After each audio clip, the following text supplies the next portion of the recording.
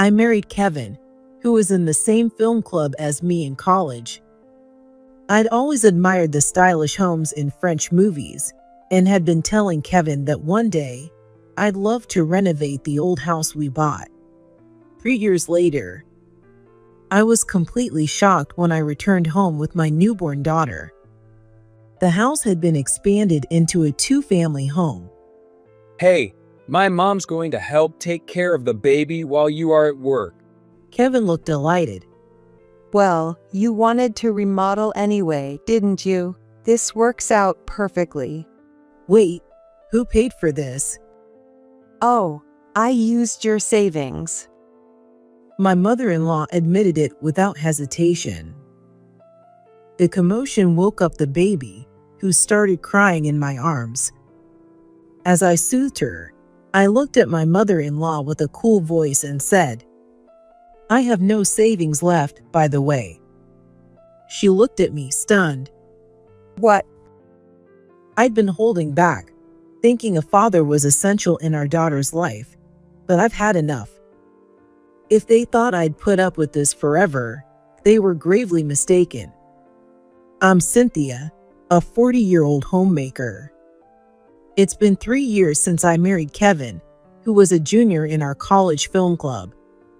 Back when we were club members, we barely interacted, but at an alumni event, we reconnected and hit it off. We both loved foreign films, so after that, we often went to the movies together, then shared our thoughts over coffee or dinner, savoring the afterglow of each film. Kevin's outgoing personality drew me in more and more. "Kevin, you're so late. You're an hour behind schedule." I said, "Let's catch the morning show to avoid the crowd." Sorry, Cynthia. I'll buy the coffee and popcorn, so please forgive me. Kevin had a bit of a sloppy side, but when he apologized with a cute pleading look, I always ended up forgiving him. Our friendship eventually turned into a serious relationship, and we married a year later. I had dreams of a happy family back then. Little did I know that it would all crumble in the worst way possible. When we got married, we bought an old house with a big yard. The house was located on a great corner lot with a southwest view, so our mortgage was pretty hefty. But Kevin had gotten tired of living in an apartment and insisted on getting a house.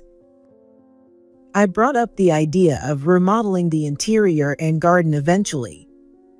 You see, I'm a huge fan of French films and have a strong passion for Southern European-style interiors. As I slowly collected antique lamps, ceramics, and iron decor to decorate the room, I felt a growing sense of fulfillment, as if I were inching closer to my dream. Then, sometime after we got married, I realized something. Even though we agreed to split the chores, I was doing everything myself. The reason was clear.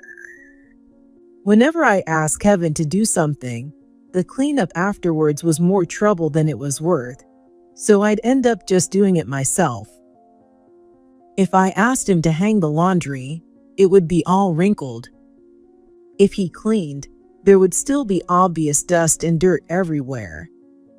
If he made dinner, the meat would be half-cooked and the vegetables barely touched by heat.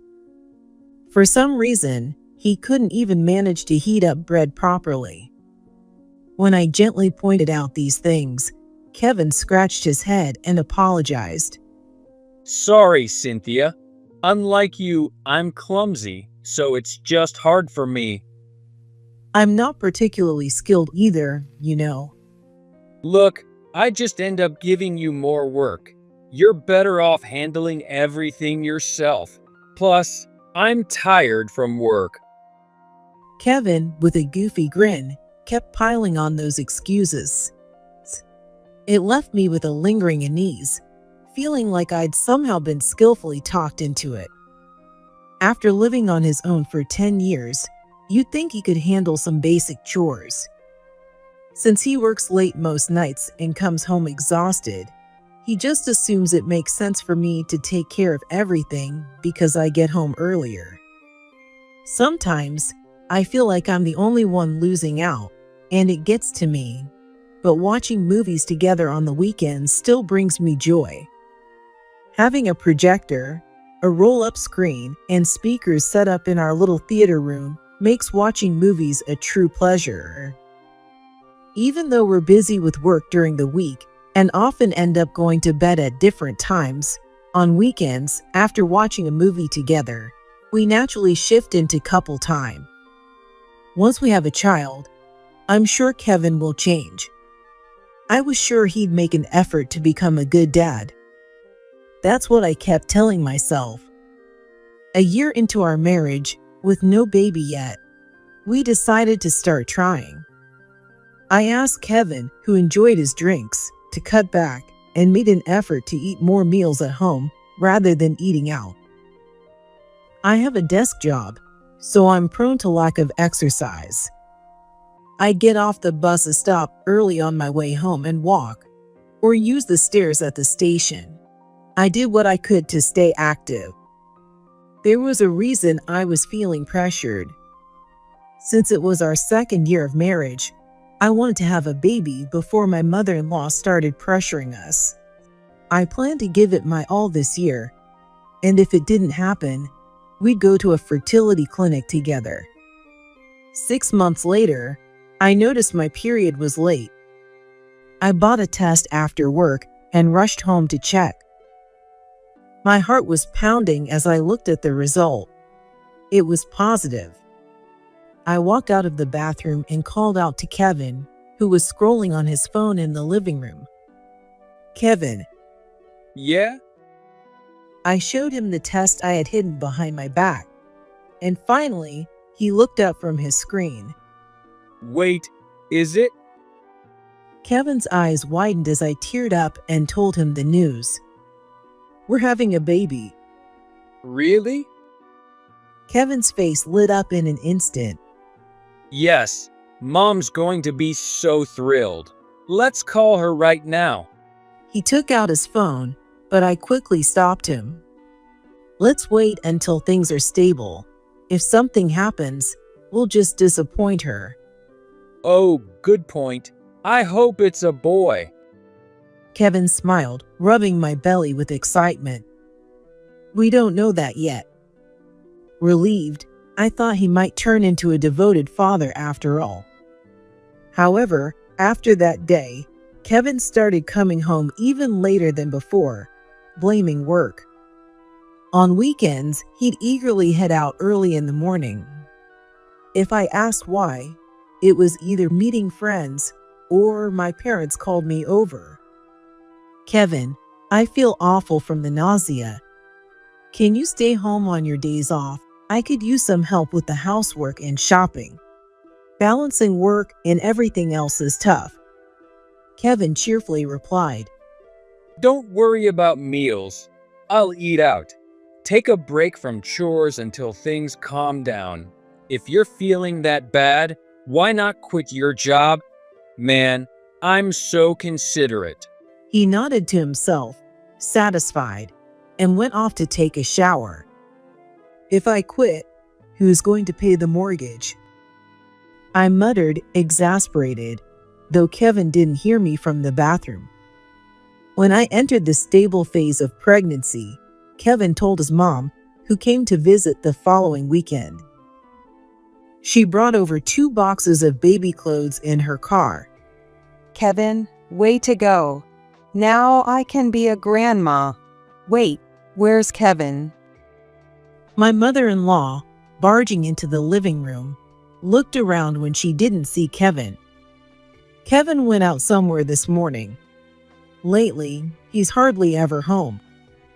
I added a hint of criticism, but it didn't faze her one bit. He's a guy, you know. They want to go out and have fun. By the way, what's all this? A gift from me. They're clothes Kevin wore as a baby. Dress the baby in them once they're born. She flipped the box open right in front of me. The smell of mildew filled the air, making me pinch my nose instinctively. Well, isn't this a bit too old? We don't even know the baby's gender. I tried to express my concern politely despite the nausea, but my mother-in-law brushed it off cheerfully. Oh, if it's a girl this time, you can just keep trying until you get a boy. She laughed loudly, scattering the rag-like clothes around the living room before leaving. After that, she continued to come by every weekend without fail, pushing broken toys Kevin used as a child and old parenting books onto me, lecturing on how to raise an heir and ways to serve your child and husband. Then she'd rub my belly, whispering, You're going to be a healthy boy, right? We don't need a girl. It was too much, so I complained to Kevin. It's not fair to the baby, you know. And every weekend, I get this sick feeling in my stomach just thinking about her visit. My precious weekends are ruined. Kevin's face twisted with annoyance. She's just talking to the baby. Don't be so negative. Besides, she's saving us money by bringing clothes and toys, right? I couldn't help but think, if they really wanted to help, they could give us something new. To them, these faded, worn-out clothes and toys held sentimental value, but to me, they were just junk. Little by little, I started disposing of them, making sure Kevin wouldn't notice. When it came to decisions about baby items, Kevin was no help at all. I have no clue. You decide, Cynthia. That's what he said, barely glancing at the online shop screen I showed him. His complete lack of interest in our first child was heartbreaking. He probably just needs time to feel like a father. Once the baby's born, he'll change. Patiently, I kept telling myself that. Soon, it was time to start my long-awaited maternity leave, so after a checkup at the clinic, I began preparing to stay at my parents' place. On the morning of my departure, Kevin drove me to the train station. As we parted, he flashed an innocent smile and said, Don't worry about me. Mom's taking care of everything. Let me know when the baby's born. I could hardly believe this was coming from a nearly 40-year-old soon-to-be father, but I managed a vague smile and headed for the gate with my big belly. My parents' place was 2 hours away, so I usually only visited during holidays like Thanksgiving or Christmas. The last time I saw them, 3 months ago, my belly wasn't very noticeable. So when they picked me up at the nearest station and saw my round belly, they were visibly emotional. I heard late pregnancies can be tough on the mother. Are you okay? Take care of yourself, Cynthia. The baby's health is important, but so is yours. Don't push yourself. It must be hard with Kevin's family nearby. Just relax while you're here, okay? Their kindness warmed my heart, bringing tears to my eyes. Thank you. So far, both the baby and I are healthy. I'll be in your care for a while. I appreciated them deeply and got into the car. Once warmly welcomed back, I spent my days helping out around the house, taking walks in the neighborhood, and keeping active until my due date. During this time, I didn't hear a word from Kevin. Occasionally, I'd text him asking, "How are you?" and he'd respond with something out of touch. Thanks to Mom's home-cooked meals, I'm great. Honestly, her cooking is the best in the world. The house is sparkling clean too, so coming home is a joy every day. He'd go on about himself, showing zero concern for me or our baby. I couldn't understand how he didn't seem to care. Over a month later, I finally gave birth to a healthy baby girl. As soon as my water broke early in the morning, I contacted Kevin, who, to his credit, took time off and rushed to the hospital. After gazing lovingly at our sleeping baby, my parents soon left. We'll go before you get too tired. Then Kevin arrived to take their place. Watching him hold our daughter with a beaming face, I felt relieved, thinking he'd finally be affectionate. But as he held her, he said something that left me stunned. So, you'll be coming back home tomorrow, right? For a moment, I stared at him in shock, then quickly responded, "What? No way, I can't. I'm being discharged in 5 days, and I told you I'd stay with my parents for another month." Kevin's face showed clear frustration. What? You're staying there even longer? I really want Mom to see her grandchild soon. "Well, if you could take paternity leave and help me with the baby, then I'd come back right away. But you can't, right? There's no way I can take care of a newborn alone." Come on, every mother raises kids on her own. Aren't you relying on your parents a little too much? Kevin sneered at my plea, and I felt a pang of disbelief. It's rich coming from someone who's been relying on his own parents.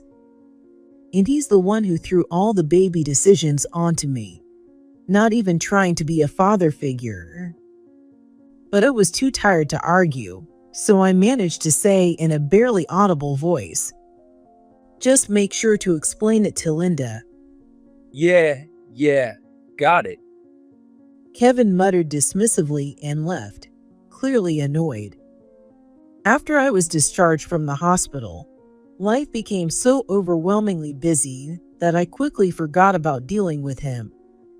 Just managing feedings every 2 hours was more exhausting than I'd imagined. Thankfully, my mom changed diapers for me, and my dad helped with baby baths and outfit changes, which was a huge mental relief. Thanks to them, I got through those challenging early days after childbirth. While I was at my parents' place, Kevin never once came to visit. Doesn't Kevin want to see the baby? My father asked, a valid question. Could you come see the baby sometime? However, even when I sent him messages, all I got in return were cold, indifferent replies. You'll be back soon anyway, right? I'll just wait till then.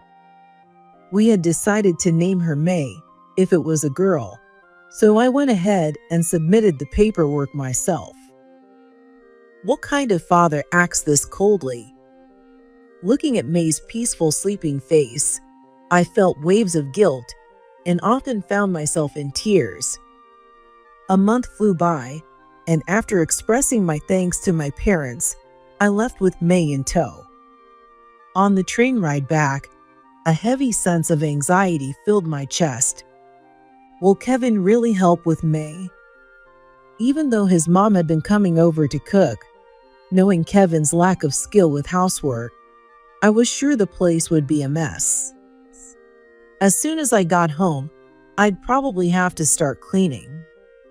Thinking about all this, I got off the train, hailed a taxi in front of the station, gave the address, and got in the car. I'd heard that baby girls were generally easier, and indeed, May was a good eater and a sound sleeper. She was now dozing peacefully in my arms. Gazing absently out the window, I caught sight of our house in the distance and froze. What? Something about the exterior seemed off, so I squinted to take a closer look. It couldn't be real. My house was supposed to have white walls and an orange roof. So why had it turned into a house with such an outdated design? Ma'am, we've arrived. Ma'am? The driver's voice snapped me back to reality. After paying, I balanced May in one arm and started to get our bags, but the driver kindly helped by unloading them and carrying them up to the door. Even the entrance had changed from a stylish door to a heavy wooden one. I rang the bell, and as soon as Kevin appeared, I blurted out my question. Hey, what on earth is this? Huh? Oh, you mean the renovations? As I struggled to process, Kevin dropped the bombshell news. Mom's moving in, so we converted it into a 2-family home. Moving in? My voice came out high-pitched in shock. This was news to me. Kevin smiled, seemingly oblivious, and started explaining. Mom's going to raise May while you're at work. The way he said it, like it was the most natural thing, made my head spin. Wait. Are you saying she's moving in without even consulting me? As I stood in the doorway holding May and arguing with Kevin, my mother-in-law showed up. Don't make a scene at the entrance. It's unsightly. Linda, I haven't heard a thing about this. Oh, weren't you planning to remodel anyway? So what's the harm in rebuilding? She said it casually, as if it were nothing. I was close to shouting, "What's the harm?" I'd been saving to turn this house into a charming French-style home. This old-fashioned, 2-family style house was completely different from my taste, and that sudden realization hit me hard. Wait, the funds. Oh, I used your savings for it. My mother-in-law admitted it without hesitation. As I stood there speechless, Kevin smiled at me, completely unbothered. We wanted it to be a surprise for you, Cynthia. Kevin's smile, which usually felt comforting, now irritated me to no end. Unable to hold back, I unleashed my anger on both of them. Kevin, why didn't you stop her? You know what my dream was. I stormed into the living room, but the sight there drained the energy from me. What happened to the dining set and the dish cabinet? Even the sofa set and display shelf, which I'd bought with my savings, were gone. In their place were cheap furniture, gaudy Buddha statues from trips, wooden masks, and terrible oil paintings by my mother-in-law. I sold all the furniture and dishes, she said, grinning. They weren't to my taste. Antiques sell for quite a bit, you know. I even sold the screen and speakers, since they were in the way. Made myself a nice bit of cash. Kevin, far from chastising her, just looked delighted. Since she's moving in, we have to make sure Mom's comfortable, don't we? This is part of being a good son. My vision blurred with anger.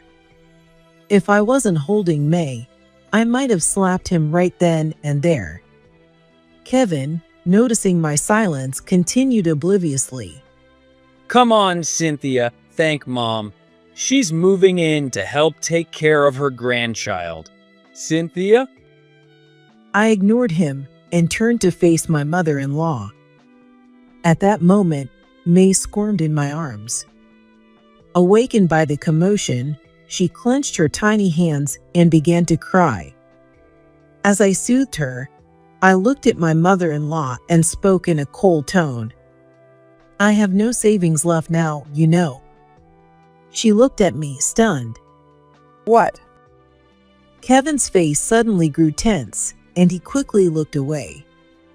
I clenched my jaw. I'd been putting up with everything for May's sake, thinking a father was important in her life, but I was at my breaking point. If they thought I'd keep tolerating this, they were sorely mistaken. Sorry, sweetie. Let's go take a nap in the other room. I whispered an apology to May in my arms, then spoke to my mother-in-law.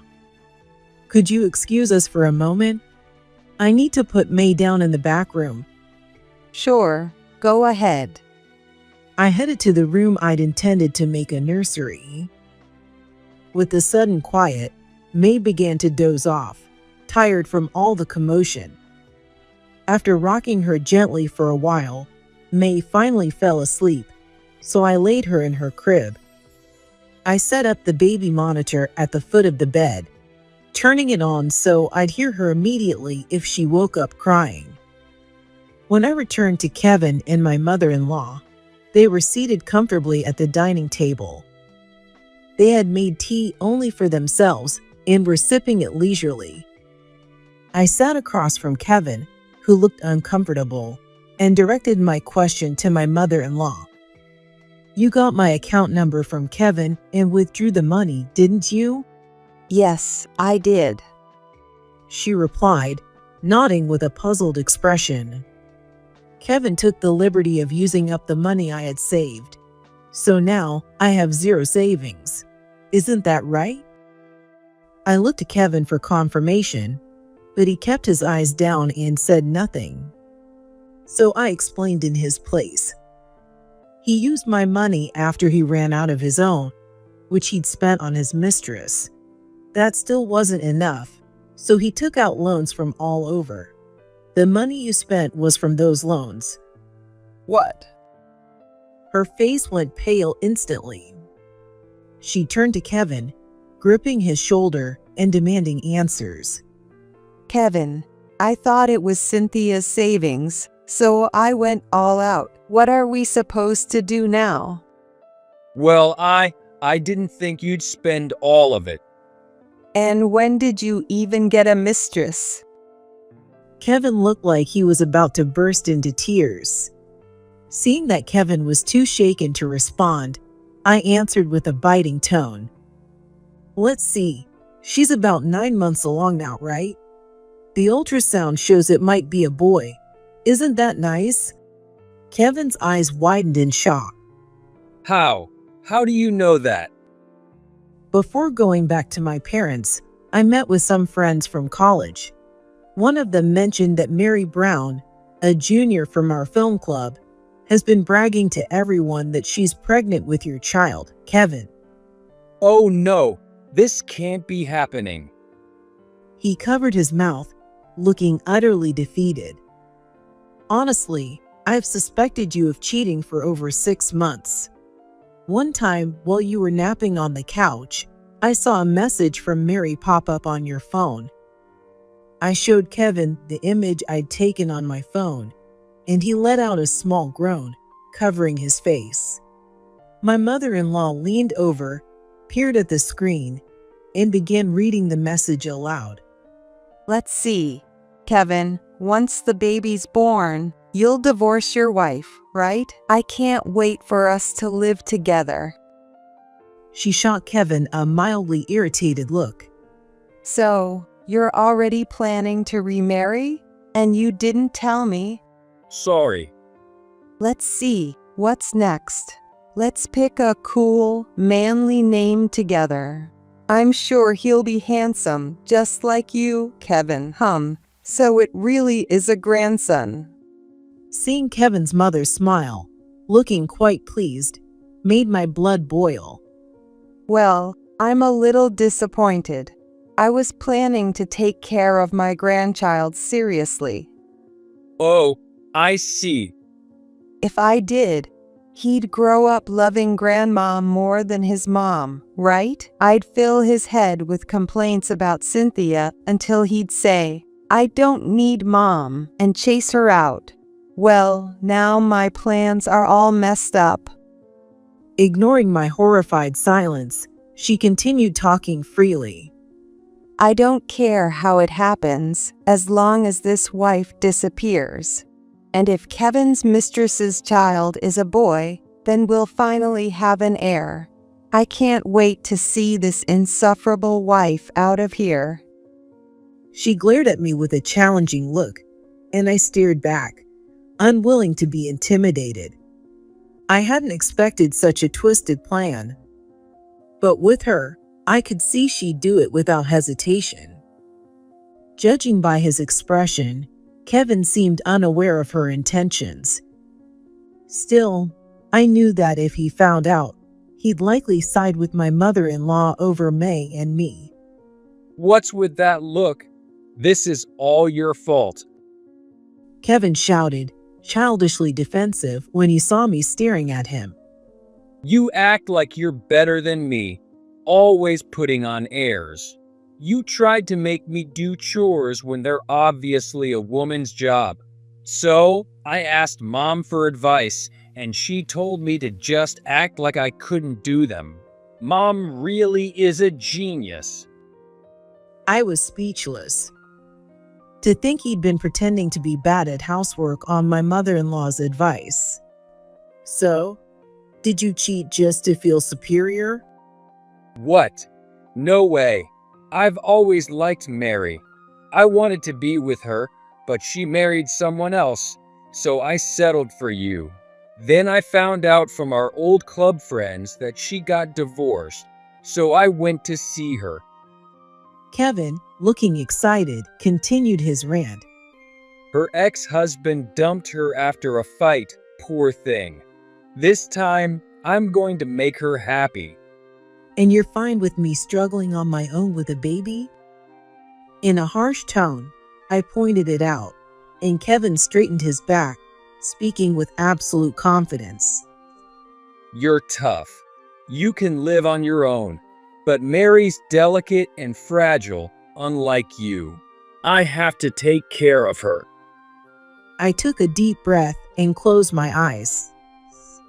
Kevin seemed completely lost in his own delusions.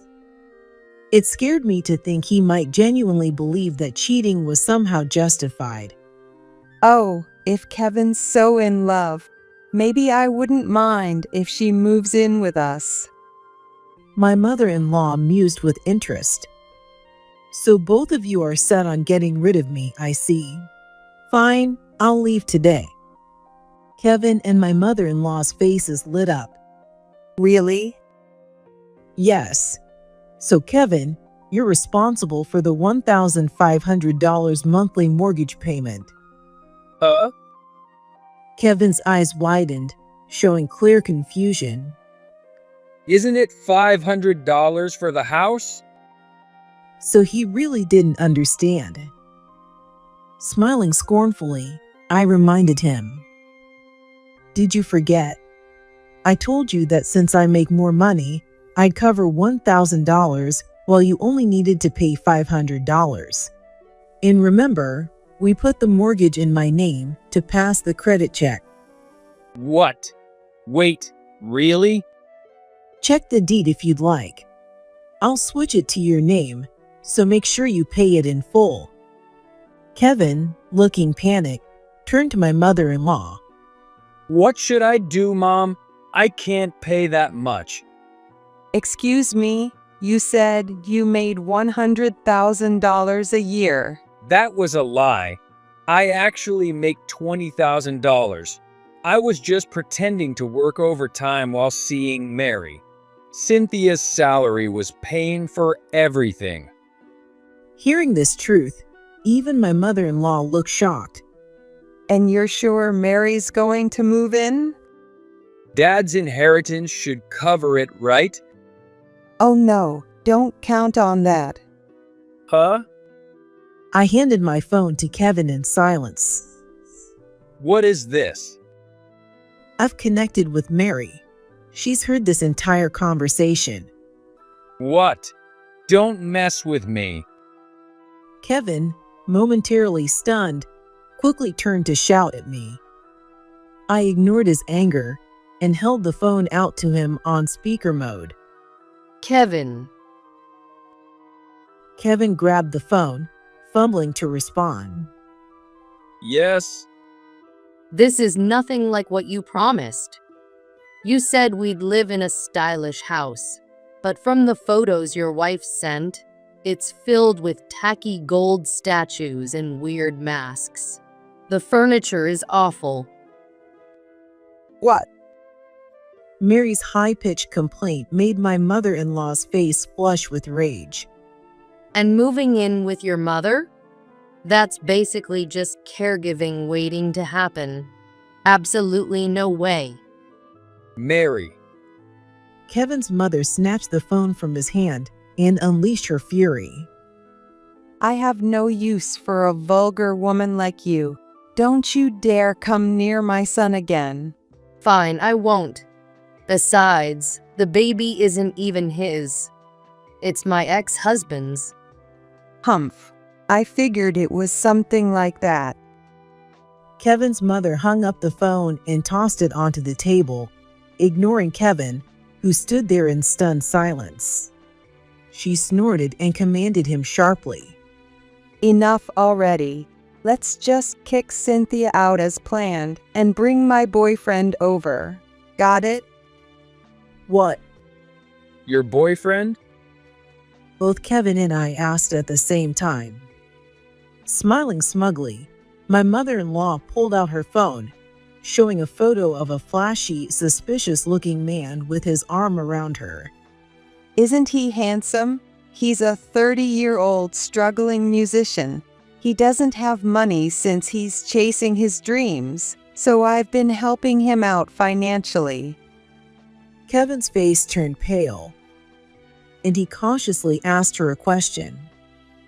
Earlier, you said not to count on Dad's inheritance. Does that mean… Inheritance?